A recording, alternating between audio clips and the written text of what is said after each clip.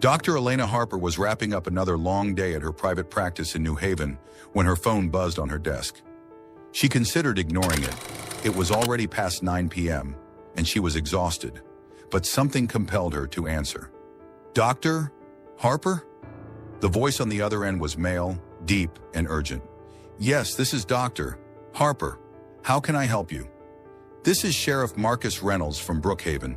My daughter Amanda has had a severe heart attack. The doctors here say they can't operate. They told me you're the only surgeon who can save her. Please, I'm begging you." Elena sat up, instantly alert.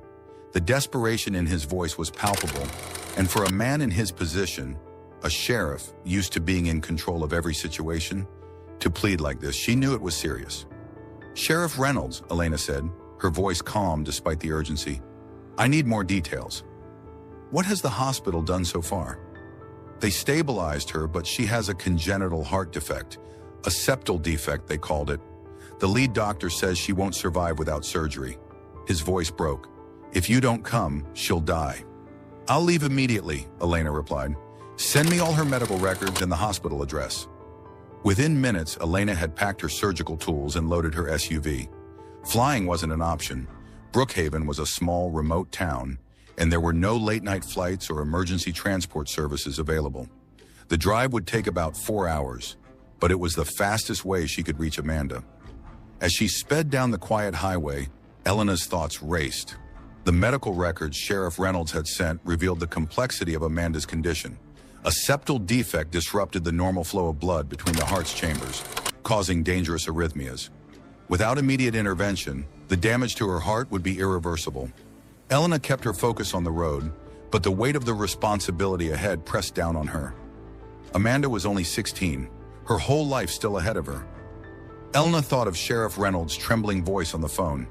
He wasn't just asking for a surgeon, he was pleading as a father desperate to save his child. The digital clock on her dashboard read 2:05 a.m. as she neared Brookhaven's outskirts. Elena could see the faint glow of the town's streetlights in the distance, and relief washed over her. She was almost there. Her relief was short-lived.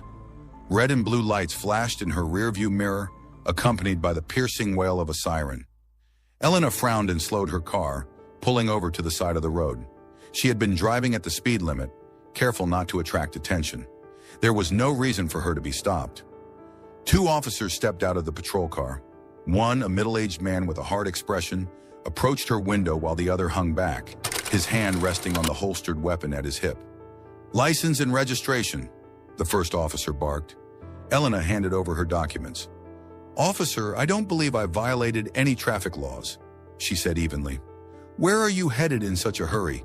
the officer asked, his tone skeptical. "I'm Dr. Elena Harper, a heart surgeon," she replied. "I'm on my way to Brookhaven Hospital to operate on Amanda Reynolds. Sheriff Reynolds called me personally. His daughter's in critical condition." The officers exchanged a glance. Then, to her disbelief, the second officer scoffed. "The sheriff called you?" he said, his voice dripping with doubt. "A black woman driving a car with New Haven plates, claiming to be a surgeon in the middle of the night? That's rich." Elena stiffened. She'd encountered prejudice before, but not like this. Not when every minute counted. "Call the sheriff if you don't believe me," she said firmly. "But please, let me pass. Every second matters." "We'll decide what matters," the first officer said coldly. "For all we know, you're smuggling something. Step out of the vehicle." Elena's heart pounded. The arrogance, the disbelief, it was suffocating. "Officers, I don't have time for this. A 16-year-old girl's life is at stake." "Watch your tone," the second officer barked, his hand gripping his weapon tighter. Elena swallowed her anger and reached for her phone. "I'm calling Sheriff Reynolds. He'll confirm everything." The first officer hesitated but then nodded. "Go ahead. Let's see if this story of yours checks out." Elena pressed the sheriff's number, praying he would pick up. The phone barely rang twice before Sheriff Marcus Reynolds answered. "Dr. Harper, are you close?" His voice was anxious, taut with worry. Elena inhaled sharply. "Sheriff, I've been stopped by 2 officers on the highway. They don't believe me, and I'm running out of time. Put one of them on the phone. Now!" She extended the phone toward the older officer, her hands steady despite the tension radiating off him. "It's Sheriff Reynolds. He wants to speak with you." The officer hesitated, his eyes narrowing as if trying to gauge whether this was some elaborate bluff. Finally, he snatched the phone. "Hello?" His tone was brusque, almost dismissive. Elena couldn't hear the sheriff's words, but the officer's demeanor changed in real time. His shoulders stiffened, and his eyes widened slightly. "Yes, sir, I understand." "No, sir, it won't happen again."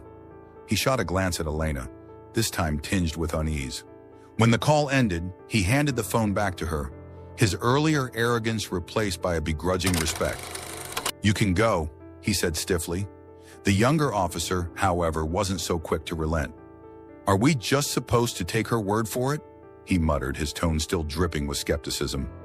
"Enough," the older officer snapped, his authority reasserting itself. "Sheriff Reynolds vouched for her. Let her go." Elena didn't waste another second. She rolled up her window, started the car, and sped off, her hands trembling on the wheel. Relief battled with lingering frustration. The encounter had cost her precious time Amanda didn't have. The hospital came into view, its fluorescent lights glowing like a beacon in the pre-dawn darkness. Elena parked hastily and grabbed her bag before rushing inside. The emergency room was a flurry of activity, but one figure stood out, a tall man in a sheriff's uniform, pacing anxiously near the entrance. "Doctor! Harper!" Marcus Reynolds called, striding toward her. His face was lined with exhaustion and fear. "Thank God you're here. She's in the OR prep room." Elena nodded, already scanning the hallway for directions. "Get me scrubbed in," she said, her tone clipped and professional. The urgency in her voice seemed to steady the sheriff. "This way," he said, leading her through the maze of hallways. When they reached the OR, Elena immediately recognized the severity of the situation. Amanda was pale and unresponsive, her vital signs dangerously weak. A team of doctors and nurses surrounded her, their faces grim. "Elena Harper, cardiothoracic surgeon," she introduced herself as she donned her surgical gown and gloves. "What's the current status?" The attending physician, a young man with tired eyes, glanced up. "Ventricular fibrillation. We tried defibrillation twice. No sustained rhythm." Elena's chest tightened. Every second Amanda's heart remained unstable increased the likelihood of irreversible damage. "Prep the bypass machine," she ordered. "We'll need to stabilize her and perform an emergency repair of the defect." As the team moved to follow her instructions, Elena felt a flicker of hope. Despite the obstacles, despite the delays, she was here, and she would do everything in her power to save Amanda. Minutes stretched into what felt like hours. Elena's hands moved with precision, her mind laser-focused on the delicate task of repairing Amanda's heart. The room was tense but quiet, the only sounds the steady beep of monitors and the occasional directive from Elena. But as the surgery progressed, the reality became increasingly clear. The delay had caused more damage than anticipated. Amanda's heart struggled to sustain even the artificial support provided by the bypass machine. "Come on, Amanda," Elena murmured under her breath, her voice barely audible beneath her mask. "Stay with me." Suddenly, the monitor let out a shrill, continuous tone. Elena's heart sank as she looked at the flat line on the screen. "No, no, no, no!" She barked orders to the team.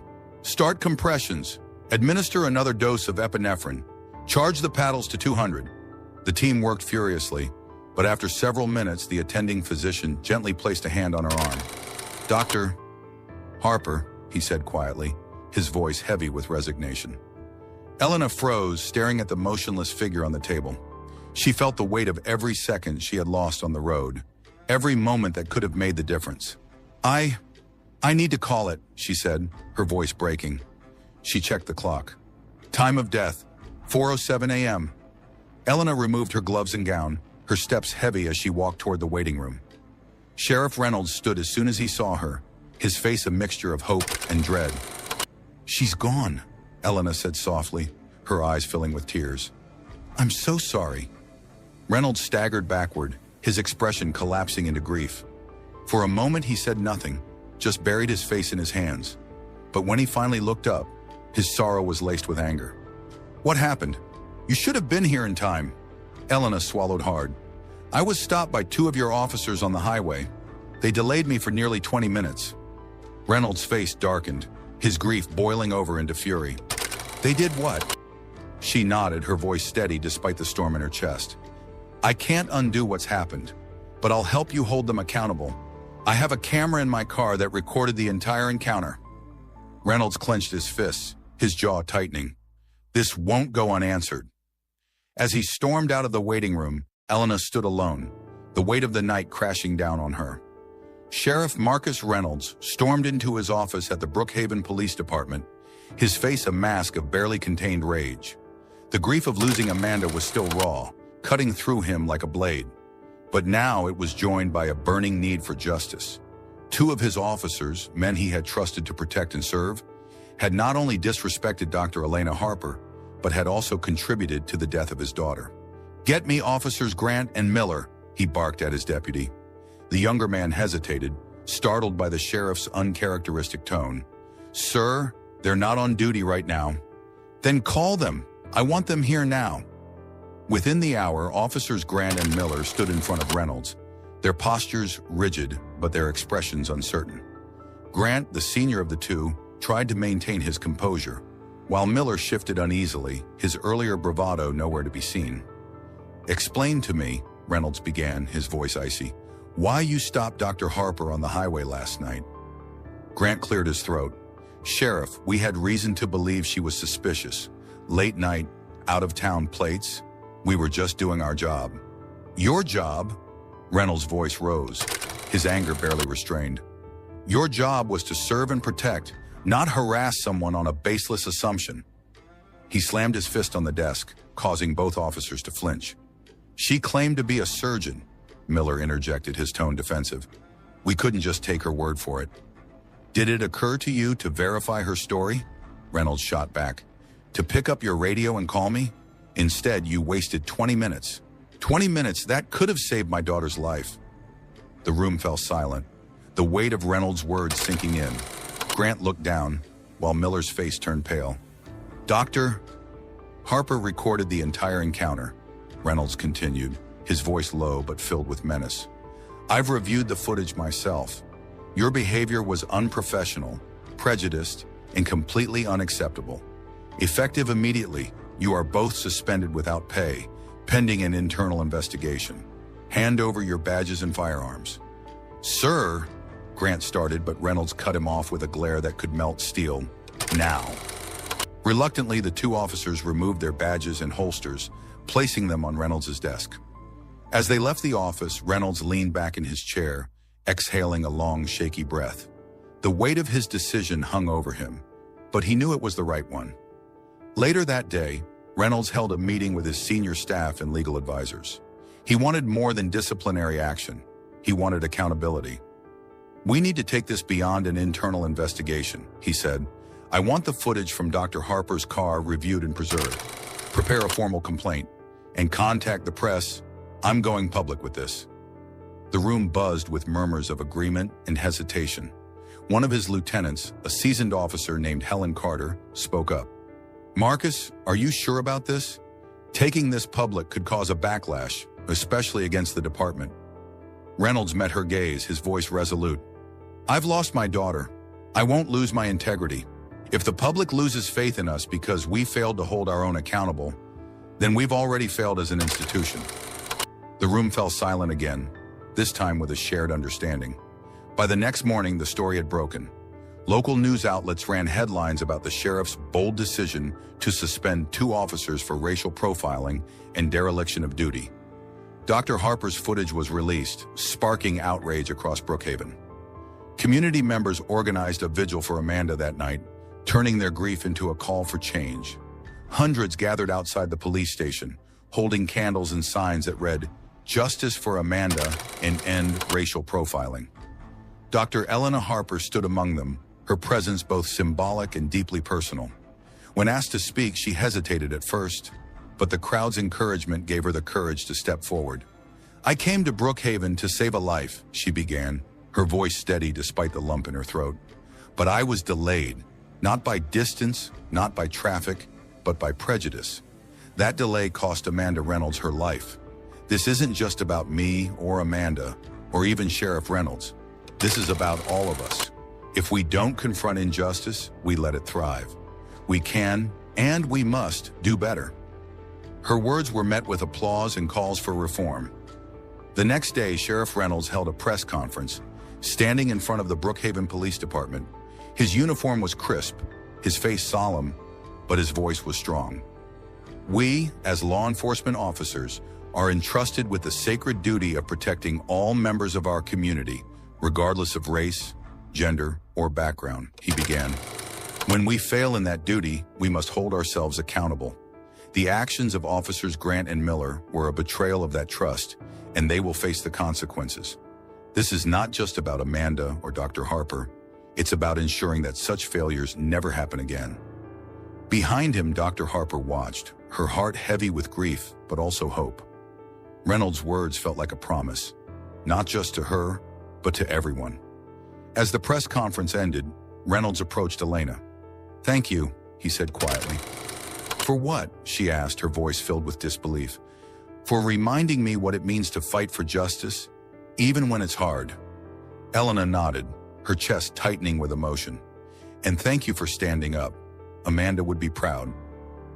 In the weeks that followed Amanda Reynolds' tragic death, Brookhaven became a focal point for a growing national conversation about racial prejudice in systemic reform. The suspension of Officers Grant and Miller was just the beginning. Sheriff Marcus Reynolds, fueled by both his grief and a renewed sense of purpose, launched a series of reforms within the Brookhaven Police Department. One of the first changes was mandatory bias training for all officers, conducted by an independent organization. Sheriff Reynolds also established a civilian oversight board to review complaints against the police, ensuring transparency and accountability. These measures, while met with resistance from some within the department, were embraced by the community. "We're not just fixing what went wrong that night," Reynolds told his staff in a meeting. "We're building a system that ensures it doesn't happen again." Dr. Elena Harper returned to her work in New Haven, but Brookhaven and Amanda's story remained with her. She often found herself replaying the events of that night, the flashing lights in her rearview mirror, the mocking tones of the officers, the sterile silence of the operating room after she declared Amanda's time of death. Instead of letting the weight of those memories consume her, Elena channeled her energy into advocacy. She became a vocal supporter of police reform and often spoke at medical conferences about the intersection of healthcare, race, and justice.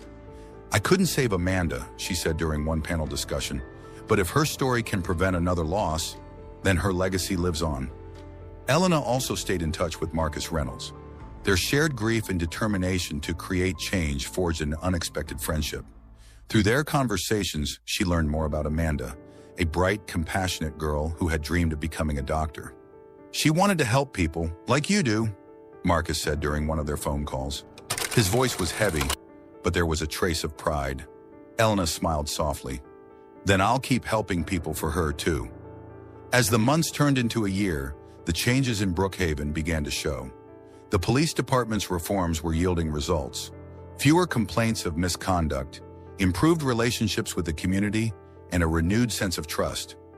At a town hall meeting, residents openly expressed their gratitude for the sheriff's leadership.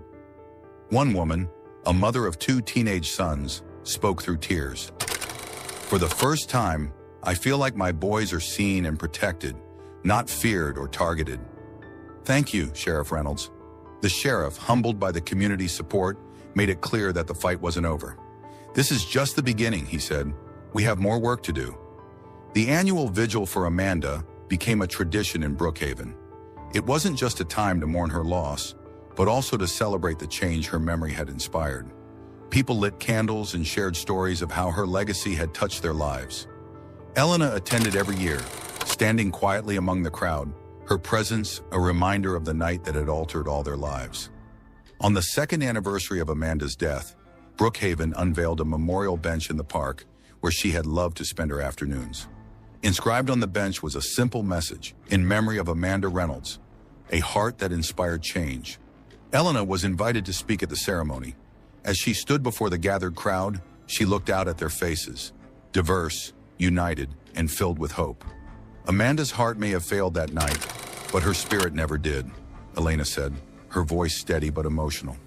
"She brought us together. She reminded us that every life is precious, that every second counts. Let's honor her by continuing to fight for justice, fairness, and compassion. Her words were met with applause, but it was the silence that followed, a moment of collective reflection, that lingered longest. As Elena drove back to New Haven that evening, she couldn't help but think about how far they had all come since that fateful night. The pain of losing Amanda would never fully fade, but it had transformed into something greater, a catalyst for change, a beacon of hope. For Sheriff Marcus Reynolds, the fight continued. His department was now a model for reform, and his name had become synonymous with integrity and accountability. Yet every success was bittersweet, a reminder of the daughter he had lost and the price of complacency.